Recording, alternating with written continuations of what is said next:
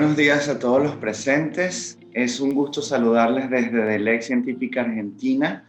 Y en primer lugar quería disculparme por los inconvenientes en las fechas que tuvimos y tuvimos que rodar las fechas por diferentes motivos y realmente disculpamos, esperamos la disculpa por los problemas que pudo haber generado ese cambio.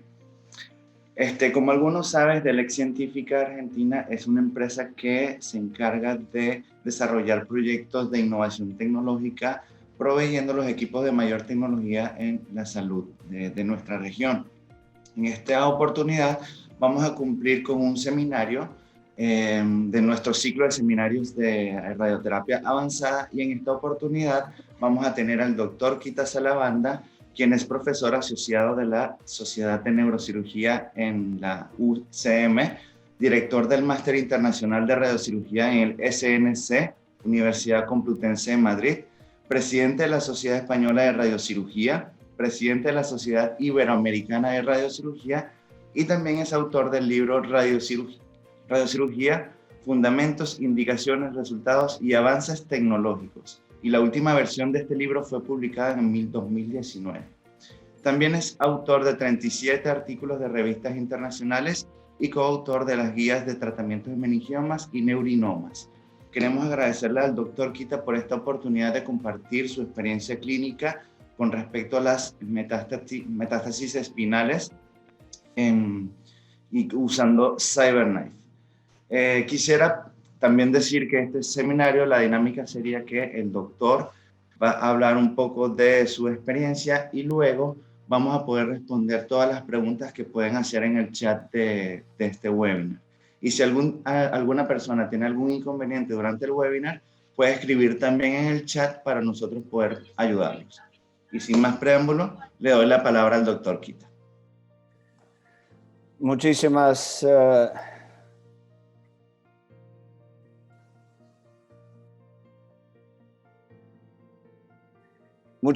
gracias a todos. ¿Me escuchan bien? Sí, escuchamos correcto.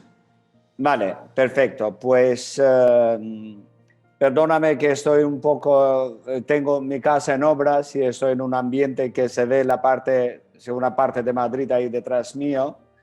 Pero hoy vamos a hablar de una patología, de un grupo de patología muy importante y cómo ha avanzado el tratamiento de lesiones espinales con un tratamiento combinado con radiocirugía y SBRT.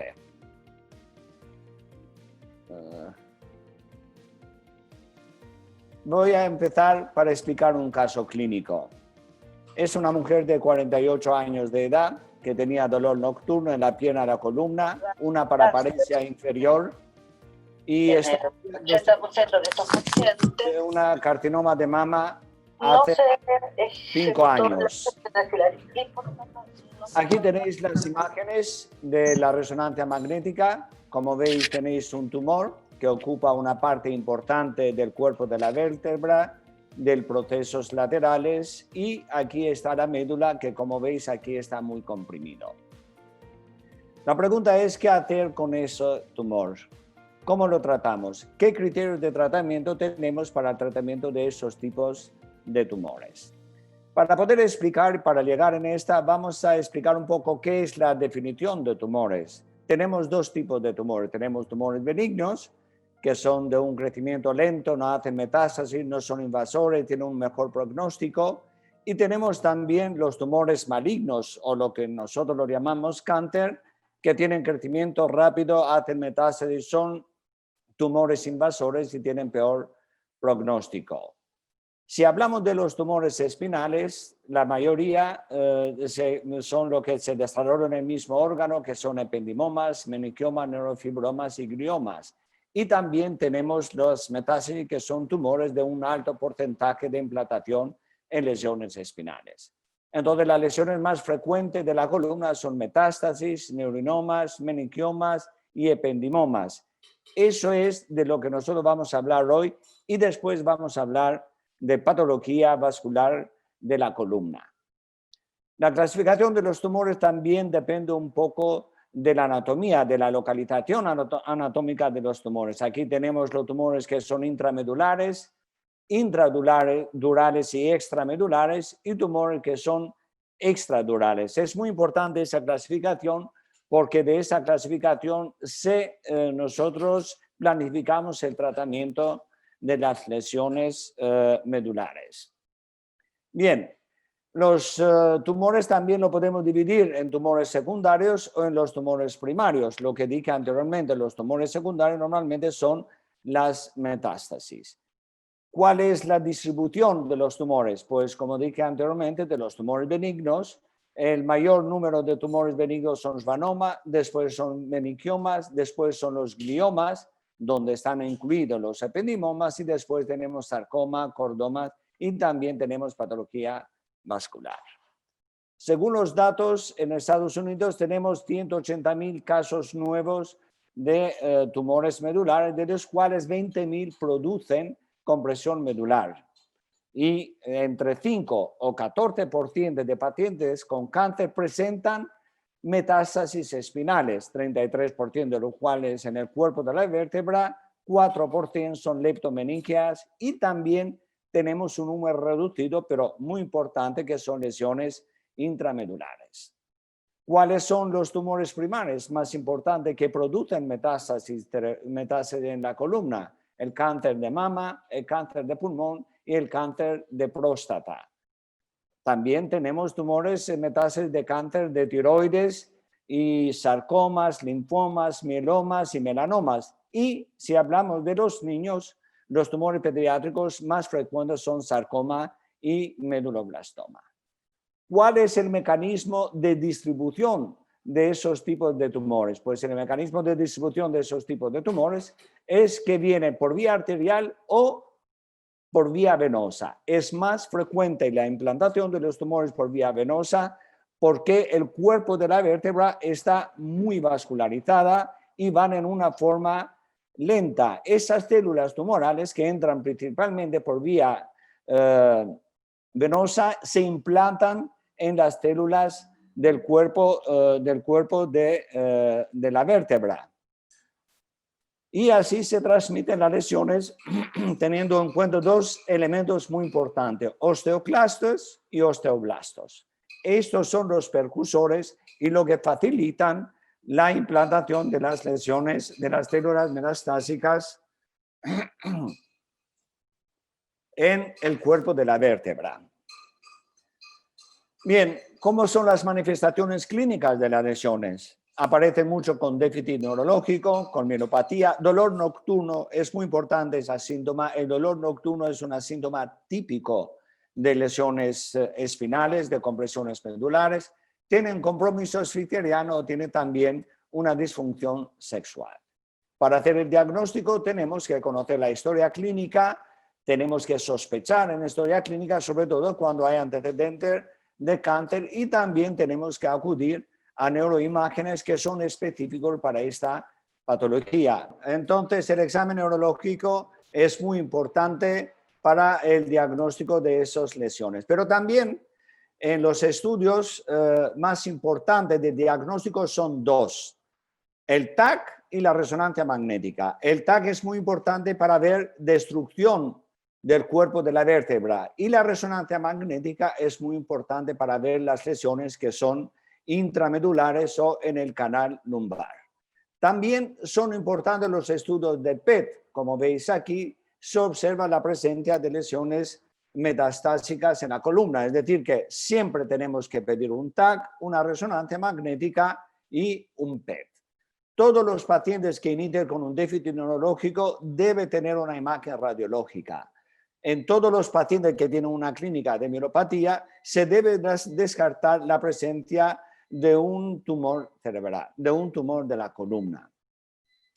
El tratamiento de las lesiones espinales está enfocado por un neurocirujano y depende del tipo del tumor, de localización, del tamaño de síntomas, de edad y de las comorbilidades en las lesiones. El tratamiento se hace en diferentes maneras: observación, cirugía, radioterapia y rehabilitación. Tratamiento depende si la lesión está intramedular, intradural y extramedular, o está extradural y extramedular. medular, y eso lo tenemos que tener claro. Cuando aplicamos lo que se llama el tratamiento conservador en las lesiones benignas asintomáticas, en pacientes muy debilitados con alto riesgo y en el paciente con un estado terminal. Los tumores espinales, la metades espinales, hemos dicho que son los tumores más frecuentes y son más de 80% de lesiones espinales. En su publicación en Lancet 2005, Pachel establece la primera línea de tratamiento, que es la cirugía. Es decir, Pachel en su tiempo decía que el mejor tratamiento de lesiones espinales era la cirugía y después, en algún caso, la radioterapia. Pero desde los tiempos de Pachel ha cambiado el concepto de tratamiento de lesiones espinales. Nosotros introducimos lo que se llaman NOMS criteria, que son unos criterios de Mark Bilski, un gran neurocirujano que divide o clasifica los criterios de tratamiento con la N, Neurology, con la O, Oncology, con la M, Mechanical Stability, y con la S, Systemic Disease. Basando en esos criterios, nosotros vamos a plantear cómo se vamos a tratar las lesiones espinales. Si hablamos de elementos neurológicos, tenemos que tener en cuenta la compresión medular, la mielopatía y radiculopatía. En la oncología tenemos que tener en presente la histología, la respuesta hormonal de quimioterapia y la radiosensibilidad. Y después, si hablamos de elementos mecánicos, lo vamos a ver más adelante, es importante la inestabilidad. Y no tenemos que olvidar que las metástasis entran en un grupo de cáncer, entonces tenemos que tratar las lesiones en forma sistémica. La inestabilidad son los criterios SINS. Los criterios SINS son una serie de criterios que nos indican a nosotros si la lesión o la columna es estable o no es estable, y tenemos los criterios de localización, de dolor y de lesiones del cuerpo de la vértebra. Basando los criterios SINS, nosotros consideramos que son lesiones estables de 0 a 6, potencialmente inestables de 7 a 12 e inestables 13 de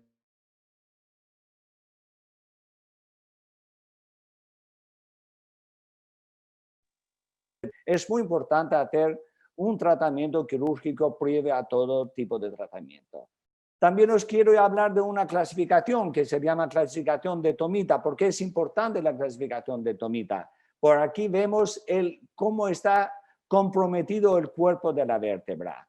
En las sesiones que tenemos, por ejemplo, un compromiso muy importante del cuerpo de la vértebra, tenemos que aplicar una estrategia diferente si comparamos con lesiones que tienen un compromiso muy pequeño del cuerpo de la vértebra. Según los criterios de NOMS, tenemos el NOMS Framework. En NOMS Framework empezamos, si tenemos una columna inestable, nosotros tenemos que estabilizar esta columna y después podemos ir a hacer tratamiento con SRT o con la radiocirugía. Si tenemos tumores que son radioresistentes y son irradiados previamente, nosotros hacemos lo que se llama la separation surgery, que vamos.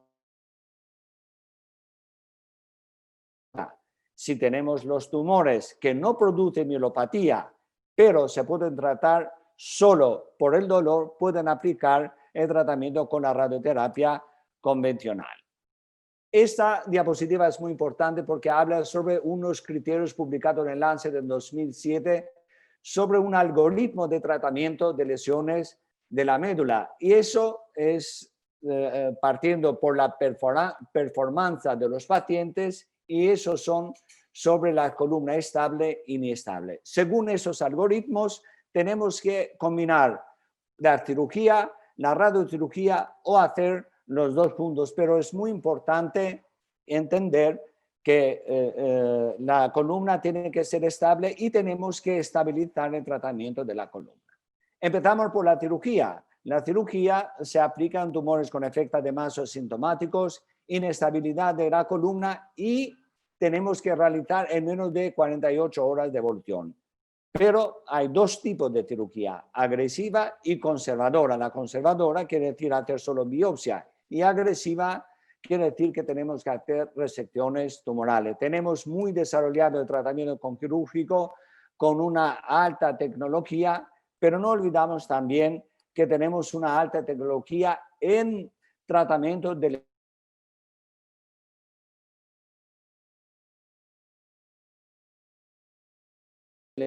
tomoterapia y en el TAP.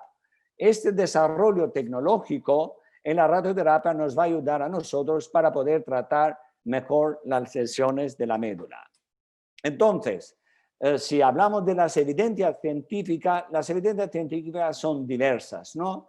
En tratamiento de metástasis, por ejemplo, en la cirugía, tenemos recomendaciones grado 1B y grado 2.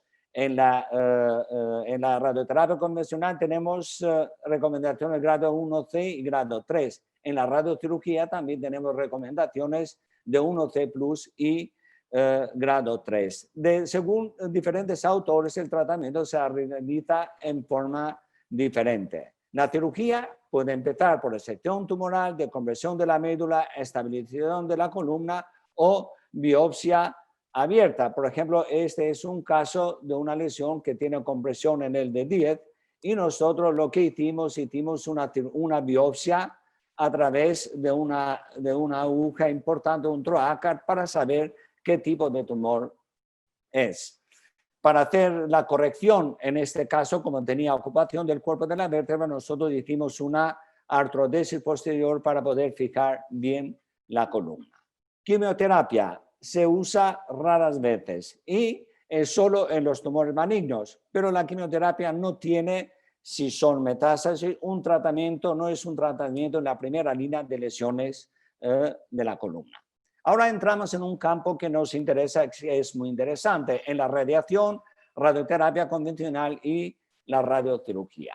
Nosotros hemos transferido la experiencia de todo lo que más del cerebro a columna espinal, aplicando lo que se llama máxima conformación y máxima concentración de dosis. Bien, ¿cómo definimos la radiocirugía espinal? La radiocirugía espinal se puede hacer en una fracción o puede hacer en forma hipofraccionado. En forma hipofraccionado podemos tener... ¿Me están escuchando, no? Funciona, sí.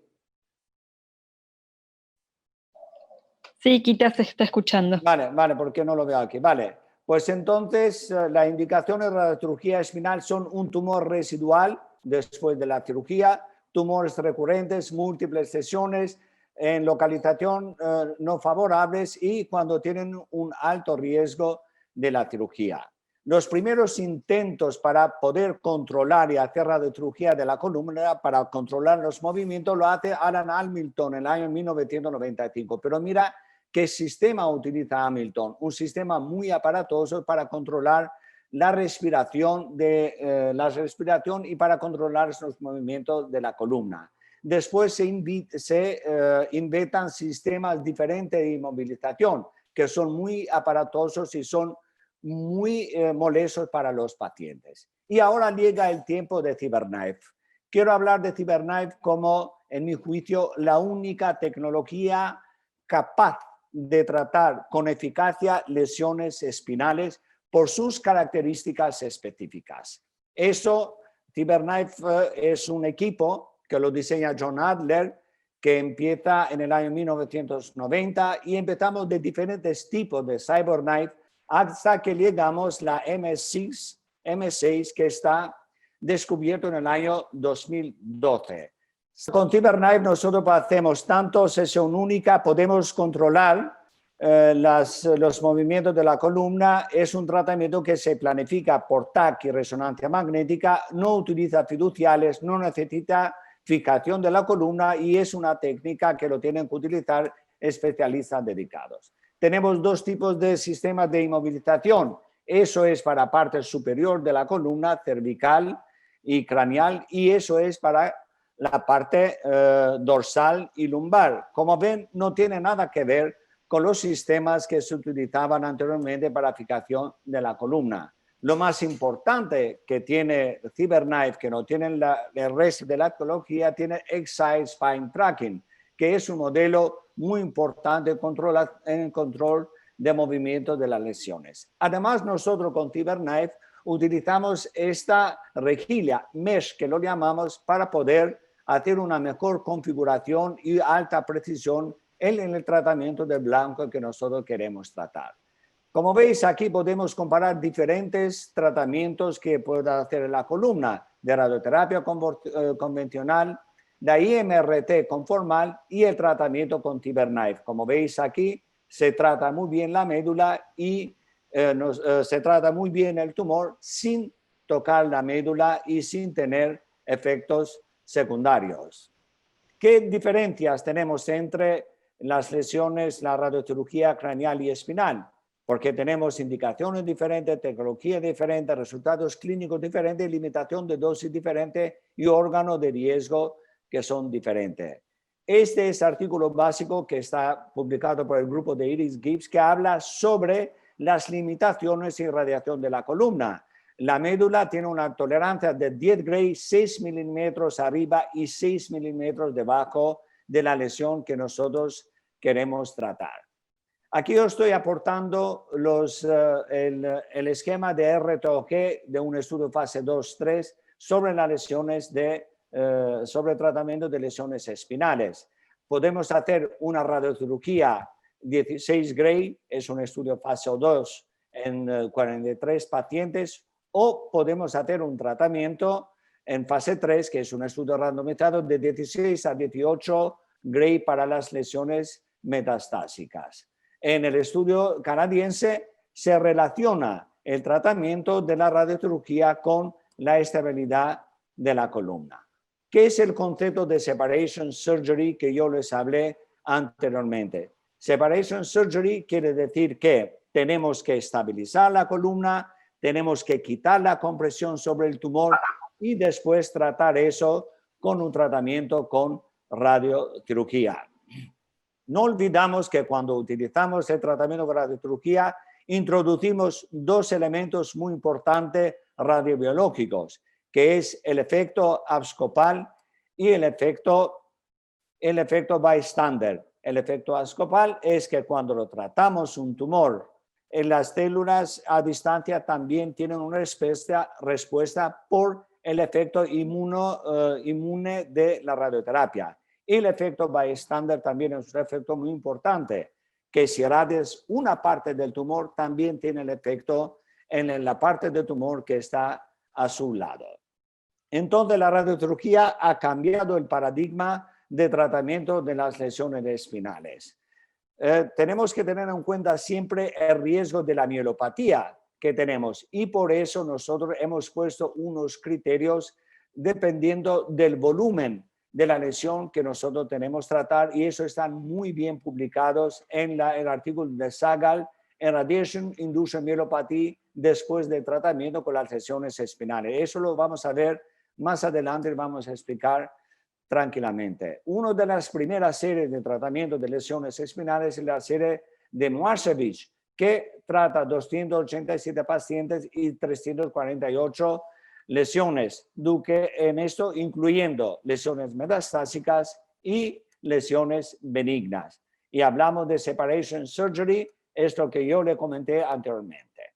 Volviendo en primer caso que yo le expliqué en el inicio de esta conferencia, yo decidí hacer lo que se llama separation surgery en esta paciente. ¿Qué hice? Le quité totalmente el tumor, como veis aquí, que estaba comprimiendo la médula, le hice una artrodesis posterior y después, aquí como veis, aquí es la lesión para refrescar la memoria, la situación anterior antes del tratamiento quirúrgico y aquí es después del tratamiento quirúrgico. Como veis que no hay compresión medular, pero hay persistencia del tumor que está en los procesos laterales y en el cuerpo de la vértebra. A esta paciente yo lo hice un tratamiento con radiocirugía con técnica de CyberKnife. Como veis aquí estoy tratando solo el cuerpo de la vértebra porque la médula está libre, no tenemos compresión medular. Hice un tratamiento de 7 Grays por fracción en 5 días consecutivo un mes después de tratamiento con radiocirugía. Este es otro caso de un tratamiento combinado de hacer una laminectomía, después hacemos un tratamiento con radiocirugía sobre las lesiones. Ese es un caso también muy interesante de una metástasis intradural. Nosotros es intracervical. A esta paciente yo la había tratado de 8 lesiones cerebrales por un cáncer de mama y esta paciente presenta una metástasis intramedular. Fue un caso muy interesante, el primer caso que nos costó mucho tomar la decisión y decidimos hacer un tratamiento que 14 Gray en mayo de 2012. Y como veis aquí en octubre de 2012, la metástasis ha casi desaparecido. En mayo de 2013, un año después, se ve solo una mancha. Aquí de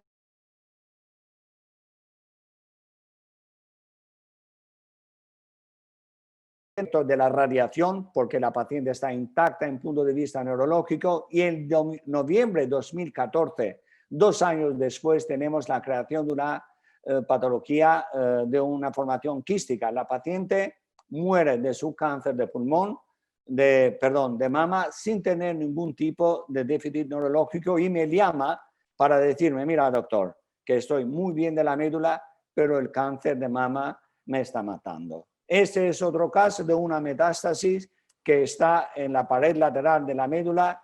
Como veis, nosotros estamos haciendo un tratamiento con radiocirugía, preservando siempre los 6 milímetros arriba y 6 milímetros abajo. Por eso es muy importante pintar la médula para controlar los niveles de irradiación.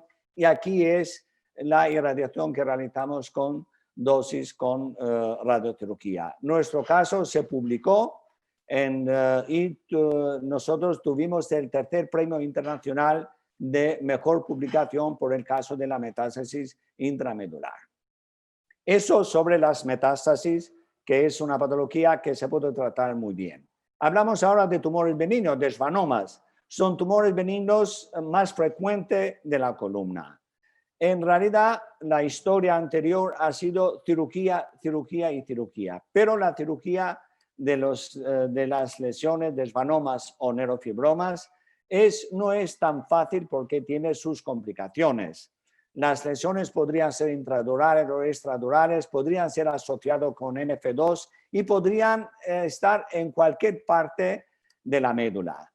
Y tratamiento ya están cirugía, radiocirugía, que podemos hacer dosis única o podemos hacer en dosis de hipofraccionamiento. La cirugía ha sido siempre anteriormente, antes de conocer la radiocirugía, un tratamiento de primera línea, pero tenemos hasta 28.2% recidiva en 10 o 15 años de esos pacientes. Es decir, casi el tercio de los pacientes que se operan quirúrgicamente producen recidiva si no hacemos un tratamiento posterior. Pero no solo eso, tenemos además efectos secundarios, según esta publicación en Journal of Neurosurgery en el año 1995, y también él refuerza la idea de tumores recidivantes. Entonces, ¿cómo aplicamos la radiocirugía en lesiones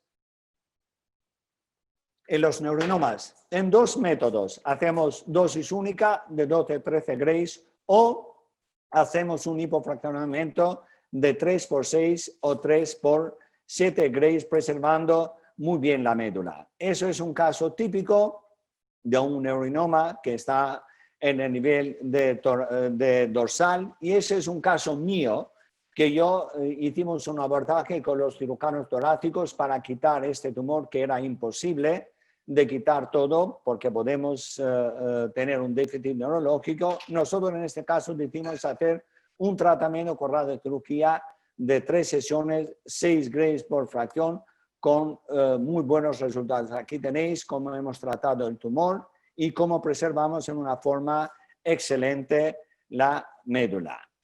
Bien, otro tumor frecuente en las lesiones son los meningiomas espinales. Los meningiomas espinales pueden ser extramedulares, son más frecuentes en las mujeres.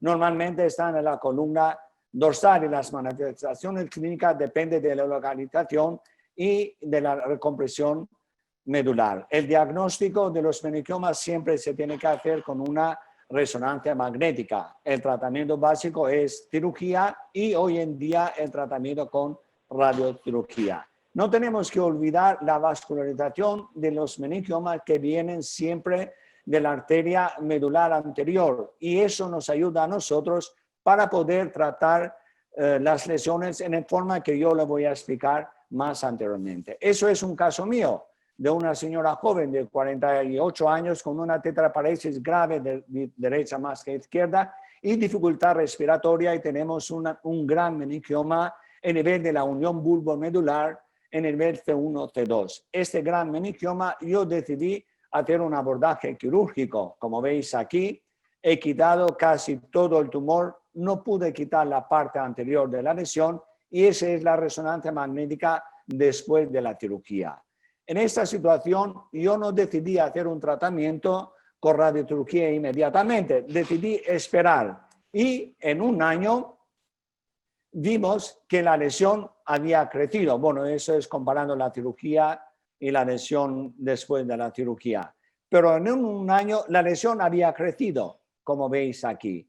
En este caso, yo decidí hacer tratamiento con radiocirugía. Ese es el concepto de separation surgery, el tratamiento combinado. Aquí tenéis cómo he tratado el tumor, no lo dejé que crezca mucho y como la base de implantación del tumor está en la parte anterior, yo irradié con una dosis terapéutica de 15 grays en la base de implantación e infradosifiqué cerca de la médula. Estamos hablando de una médula en nivel cervical 1-2 que es muy importante porque así aprovecho el efecto vascular de la lesión. Y aquí tenemos la resonancia magnética un año después de la radiocirugía con una reducción marcada de la lesión.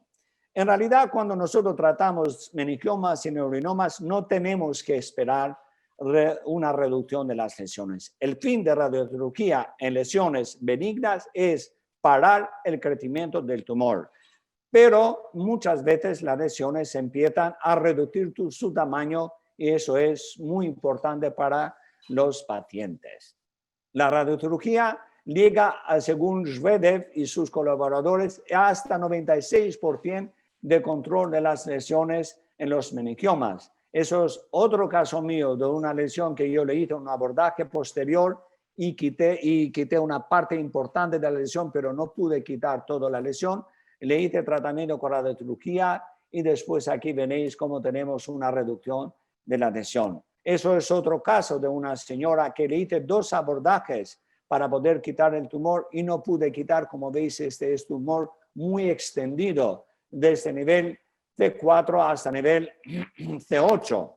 Y a esta paciente yo le hice, tenía con tetraparesia, un tratamiento con radiocirugía irradiando con una dosis alta en la base de implantación, infradosificando cerca de la médula para no producir daño en la médula. Y aquí tenemos la resonancia magnética de control. La paciente de una tetraparesia que tuvo antes de la radiocirugía empieza la movilidad y es independiente después de tratamiento con radiocirugía. En la guía de tratamiento de los meningiomas, por la primera vez yo introdujo el concepto de la radiocirugía en tumores espinales. Ha sido muy difícil para mí introducir este concepto porque ni siquiera los neurocirujanos o los radioterapeutas pensaban que podría ser eficaz la radiocirugía en los tumores espinales. Bien, hablamos de la tercera patología más frecuente, que son ependimomas. Ependimomas también es una patología muy importante que el tratamiento debe ser combinado. Ese es un caso de un ependimoma, como veis aquí, con unas lesiones quísticas arriba y abajo que produce una mielopatía importante. Le hicimos un tratamiento quirúrgico con monitorización intraoperatorio, le quitamos todo el tumor y aquí es otro caso que yo he operado recientemente, le he quitado todo el tumor en una forma total. Es una lesión en la unión bulbomedular muy importante. Aquí tenéis la resonancia magnética post tratamiento con tratamiento quirúrgico, que el tumor está quitado totalmente. Después le hicimos un tratamiento con radiocirugía y como veis aquí no tenemos ningún signo de tumor en un año después del seguimiento. Otro caso interesante es el tratamiento con radiocirugía de hemangioperititomas, que es una patología muy rara, pero que tiene implantado muchas lesiones en toda la columna y que la única forma de tratar es el tratamiento con radiocirugía. En este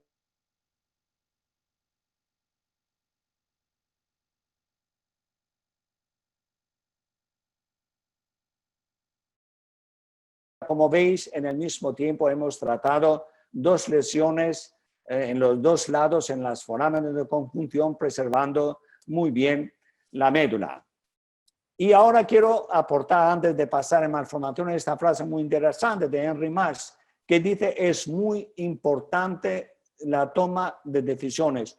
¿Cómo debemos tratar las lesiones? Porque toda la vida nosotros vamos a vivir con esa decisión terapéutica. Por eso, cuando nosotros decidimos cómo tratar un tumor, no tenemos que pensar solo en nosotros mismos. Tenemos que pensar en primer lugar sobre el paciente, lo que mejor le va al paciente, no lo que mejor sabe hacer o puede hacer un cirujano. Si no lo tiene, si no puede hacer un tratamiento combinado, cirugía y radiocirugía o solo radiocirugía, lo tiene que enviar en un centro de radiocirugía.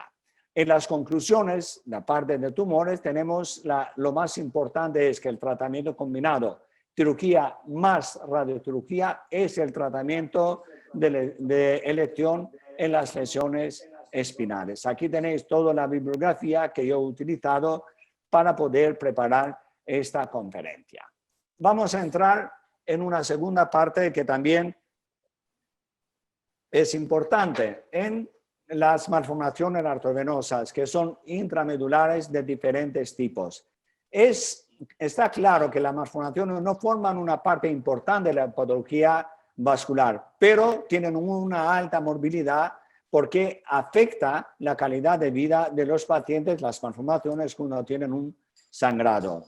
La clasificación de las malformaciones intramedulares o medulares son de 4 tipos. Lo digo eso porque de los 4 tipos, el único tipo que se puede tratar con la radiocirugía es el tipo 2, lo que se llama el tipo glómico. El resto, las fístulas arteriovenosas se pueden operar, se pueden embolizar. Cuando hablamos del tipo juvenil, eso ya son muy complejos, no se pueden tratar. Y si hablamos del tipo 4, podemos hacer un tratamiento con embolización. Entonces, es sujeto de tratamiento con radiocirugía solo las malformaciones del tipo 2. Bien, aquí tenemos toda la clasificación que yo le mencioné anteriormente, que está publicada en Journal of Neurosurgery en el año 1993, porque si alguien quiere revisar este tipo de clasificación. Nosotros tenemos que solucionar el problema de los pacientes. Nosotros tenemos que buscar el sistema que nos puede permitir irradiar en una forma eficaz estas malformaciones y tenemos que conservar muy bien los constraints que son diferentes de las médulas. Los constraints de tratamiento de las malformaciones le han explicado en esta publicación en la revista Roja sobre diferentes tipos de tratamiento de malformaciones arteriovenosas. Este también el grupo de Stanford, que es muy conocido, uno de los pioneros en tratamiento de lesiones medulares. Ellos empiezan por los cavernomas, como vamos a hablar más adelante.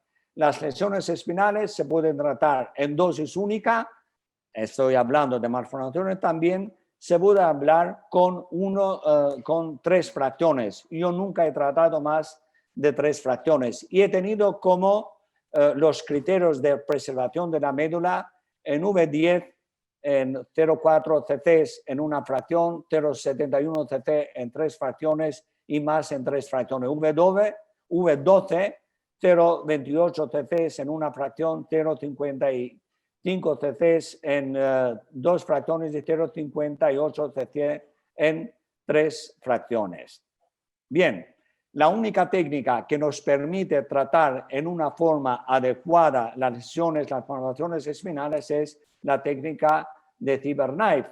Hay pocas publicaciones en realidad sobre tratamiento de malformaciones espinales, pero y los resultados no son tan favorables. Pero nosotros en España somos un grupo pionero y casi todas las malformaciones intramedulares nos vienen a nuestro centro para poder tratar.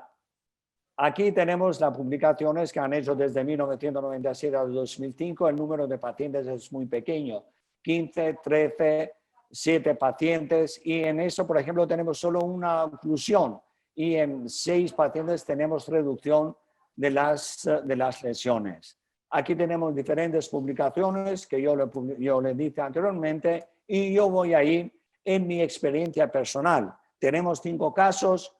Ahora me ha entrado un 6º caso que también es muy interesante, una chica joven. Tenemos de mi historia 3 lesiones intramedulares, un cavernoma cervical y un angioma venoso, que posiblemente es de los únicos casos que existen en el mundo. Como veis aquí tenemos una chica joven con esta malformación arteriovenosa que se hicieron intentos de embolización, la cirugía era imposible, la paciente tenía una hemiparesia contralateral grave que empieza a recuperar con el tiempo y esta malformación arteriovenosa que tiene un alto riesgo de volver a sangrar. Para mí, aquí tenéis la arteriografía, como veis aquí es un tipo 2, es un tipo glómico que el tumor, que la malformación está redondea, porque si es un tipo juvenil es muy complicado. Para mí fue la primera vez y tuve que hablar con la paciente muy francamente para explicar los riesgos que tiene la radiocirugía. En esta paciente nosotros decidimos hacer un tratamiento en 3 sesiones, 7 grays por facción, respetando todos los constraints que tenemos en la médula y este caso fue un resultado espectacular. En 2 años, como veis, la malformación arteriovenosa ha desaparecido. A la paciente le desaparece el déficit neurológico, es una chica guapísima, hace de modelo y ya no tiene ningún tipo y se ha olvidado de su malformación arteriovenosa. Eso es otro caso de un señor mayor que tenía un dolor muy importante en las 2 piernas, no podía controlar los esfínteres y aquí, como veis, tenéis una malformación arteriovenosa que está en la región dorsolumbar con un drenaje venoso muy importante. No todo eso es malformación arteriovenosa. Como vais a ver, la malformación arteriovenosa es solo esta parte, el resto es un drenaje venoso importante. A este paciente también nosotros le hicimos un tratamiento de 7 grays, 3 días consecutivos y el paciente mejora en una forma espectacular de sus dolores, aunque en los controles en 2 años la malformación no había desaparecido. Aquí tenemos el esquema de tratamiento con radiocirugía de este paciente. El caso 3 también es una chica joven. Muy curiosamente, todos los pacientes que a mí me han venido de lesiones intramedulares son pacientes jóvenes y mujeres. Tenemos esta chica joven con una malformación arteriovenosa, como veis aquí, está en nivel de D6, D7. Aquí tenéis la arteriografía, como veis, en este tenéis una mancha que es el tipo glómico. También le hicimos tratamiento con radiocirugía a este paciente, 3x7, con muy buenos resultados y en 2 años la malformación arteriovenosa había desaparecido. El caso 4 es un cavernoma. Tampoco son muy frecuentes cavernomas. El paciente aparece con una hemorragia intramedular en enero de 2016, tiene una hemiparesia derecha y dolor de cabeza por la hemorragia subaracnoidea que presenta. Aquí tenemos el cavernoma. Nosotros lo tratamos, lo sabéis que cavernomas son más sensibles a tratamiento con radiocirugía. Aquí vemos en la arteriografía que no hay malformación porque los cavernomas son malformaciones ocultas. Le hacemos un tratamiento con radiocirugía, como veis aquí, y en 3 años nosotros no vemos más sangrado en este paciente y el paciente empieza a preservar muy bien la médula. El cavernoma lo tratamos con 13 grays en dosis única porque la médula lo puede tolerar muy bien hasta 14 grays puntual. Aquí tenéis el cavernoma después. Tiene una mejoría clínica alucinante y como veis, si lo comparan con el estudio de resonancia magnética anterior, el carcinoma ha reducido en una forma espectacular su tamaño, con un angioma venoso, como veis aquí, que está justo en la salida de la raíz. La paciente tiene mucho dolor y dificultad en el movimiento de la pierna. Con una dosis de quinte Gray tuvimos que preservar, si podéis ver aquí, aquí está en la parte superior la raíz, porque es órgano de riesgo la raíz, para no hacer un daño al nervio, y tratamos con dosis plena la malformación. Aquí lo tenéis, la malformación que está justo en la salida de la raíz. Eso es la planificación que hicimos. Utilizamos el mesh, que se llama esta rejilla, para poder controlar con precisión dónde están las lesiones. Y aquí tenemos la resonancia magnética 2 años después, con una reducción importante de la lesión. La paciente mejora de una forma espectacular su clínica neurológica, ya no tiene déficit neurológico y ya no tiene más dolor en la pierna. Entonces, en el control que yo hago 3 años después, se aparece una clara mejoría de la paciente. En todos los casos es importante saber muy bien las limitaciones que tienen la médula espinal y tenemos que aplicar esto. Bueno, estamos al final. Las conclusiones que la radiocirugía malformación arteriovenosa hemos trasladado todos los conceptos que hemos aprendido en tratamiento de lesiones benignas de la columna y lo podemos tratar. Es el único modo eficaz de tratamiento de malformaciones intramedulares, porque la cirugía es imposible y la embolización es muy complicado. Bien, para llevar a casa los mensajes, aquí vamos a hablar también de la dosis. La radiocirugía SBRT es una técnica eficaz en el tratamiento de lesiones espinales.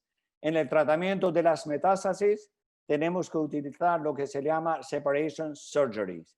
Tenemos que saber muy claro que las condiciones de la radiocirugía y SBRT de la médula espinal son diferentes de los de cráneo. El esquema de hipofraccionamiento cambia según las lesiones. Dosis máxima en la médula puntual, en dosis única, puede ser 14 Grays. No tenéis miedo de eso. En metástasis se utiliza una dosis de 5x7.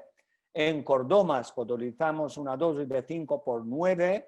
En los neurinomas, la dosis que nosotros tenemos que tratar es en cordoma 5x9, en neurinoma 3x6 o 3x7, en meningiomas 3x7, 5x5 y 14 Grays. Y en las malformaciones lo podemos utilizar tanto el esquema de 3x7 como el esquema de 14 Grays.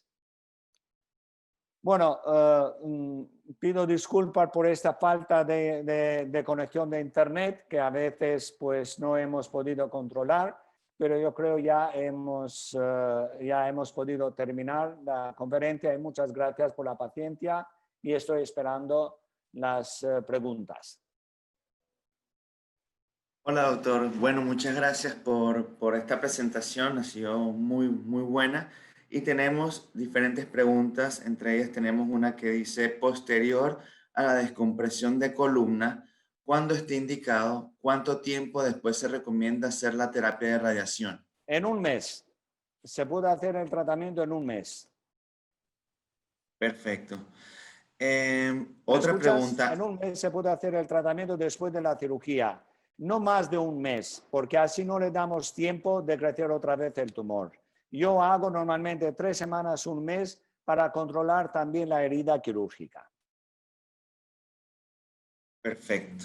Muchas gracias. Tenemos otra pregunta que dice, ¿es posible hacer una radiocirugía en pacientes tratados previamente? No te escucho. Disculpa. ¿Es posible hacer una radiocirugía en pacientes... ¿Me escuchas? ¿Me Hola. lo puedes escribir por chat la pregunta? Porque Sí. no te escucho.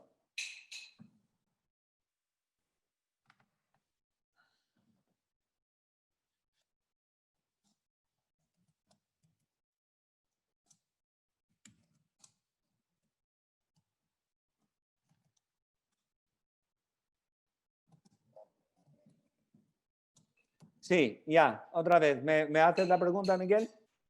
Hola, sí, ¿me escucha?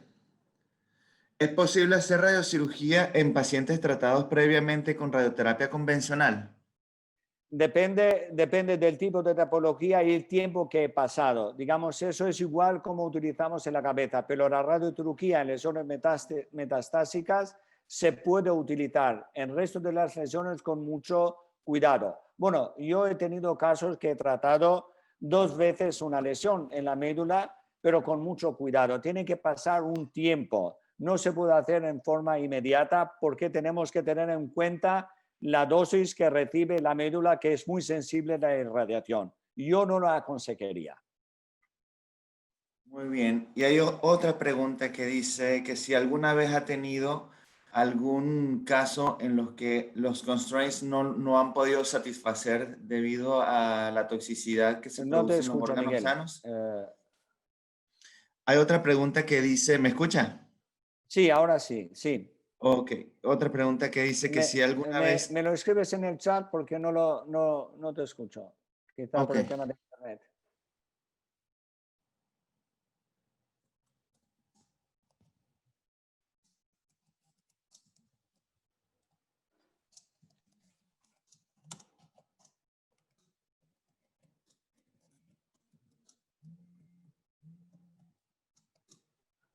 A ver si te escucho ahora.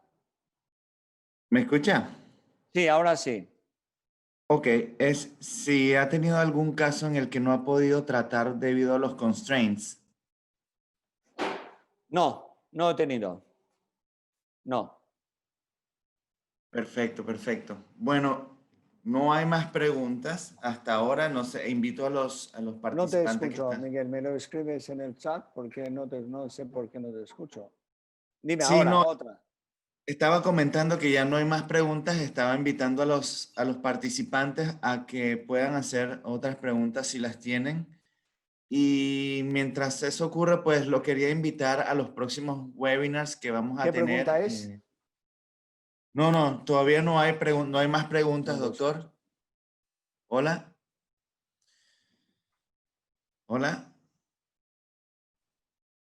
Bueno, queremos ¿Cuál es la invitarlos al pregunta? próximo. Doctor, no hay más preguntas.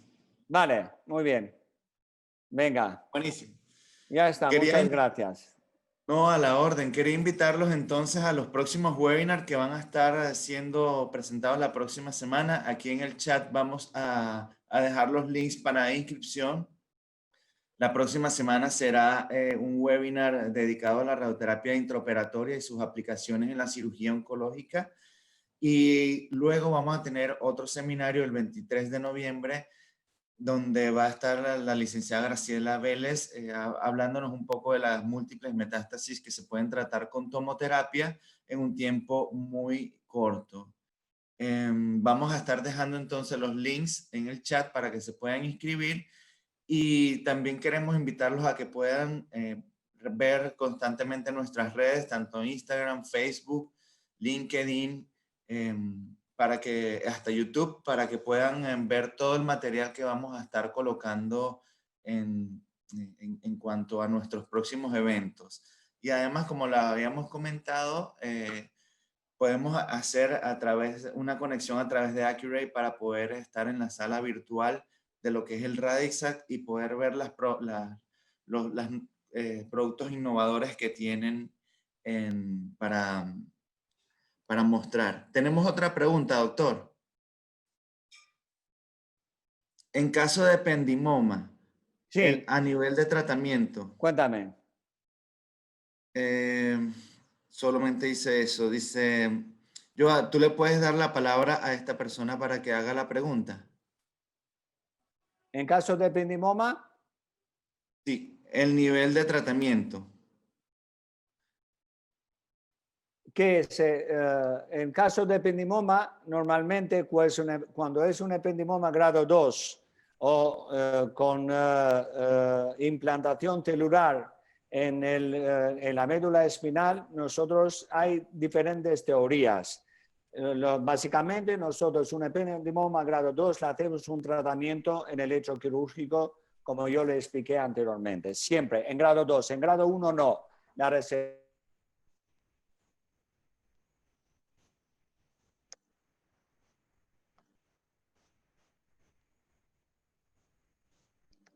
¿Me ha escuchado la contestación? Sí, ¿Se ha escuchado la contestación o no? sí la Miguel. escuchamos, sí la escuchamos, sí la escuchamos.